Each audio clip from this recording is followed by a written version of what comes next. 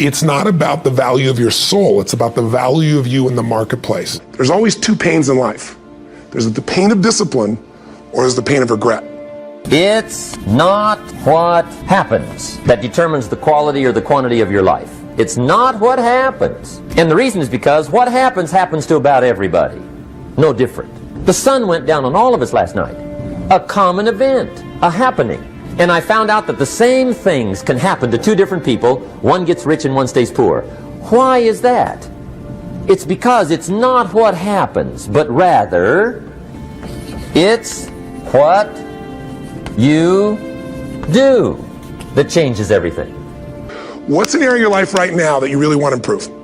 What's an area that's important to improve? So your body's great. How about your career? Career's great. How about your relationships? Intimate one especially, or your kids, or your relationship with your creator, your spiritual side of your life. Or is it your finances? Figure an area that really matters. Decide on that area. I say to people, you got to participate in your own rescue. You've got to retool yourself. Lasting change is different than a goal. You don't always get your goals, but you always get your standards. Everybody in life gets their musts. They don't get their shoulds.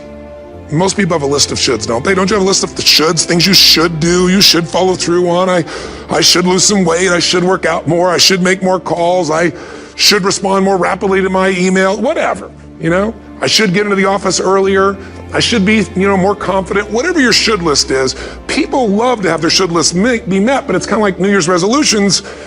If it does, it's really exciting, but if it doesn't, which is most of the time, it's a little disappointing, but you kind of know it's not gonna happen. But when you decide something is a must for you, an absolute must, when you cut off any possible, you say, I'm gonna find the way, or I'm gonna make the way. Human beings, when they resolve things, when they make a real resolution inside themselves, which is they raise the standard and they make it a must, they find the way. Everything in life is always changing. We don't have to work on change. Change is automatic, but progress is not. So if you want to make real progress, then you really got to look at your life in a different way. You got to say, I got to take control of this process and not just hope it's going to work out like people do who make a resolution. My mom was a powerful woman, so she kicked my fourth father out, whose name I carry, and he adopted me. And when he went out, she decided it wasn't his side, so she kicked me out too by chasing me out with a knife. And I wasn't worried she was going to stab me or anything, but I decided this is freedom, and I've got to find a way to make my life work. But I had no money. I had a 1960 Volkswagen I worked $40 a week as a janitor to buy and pay for.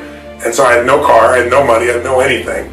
I went and slept in a person's laundry room, and then I decided I've got to figure out what to do, and I needed to feed my mind because I was so depressed, I was so overwhelmed. I'm missing my brother and sister and feeling just completely out of sorts. So I got on a bus and I traveled 14 miles, I remember, because I ended up running it one time.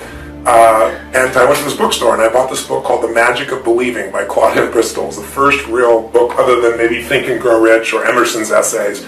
And I started on this journey of saying every single day I'm going to feed my mind.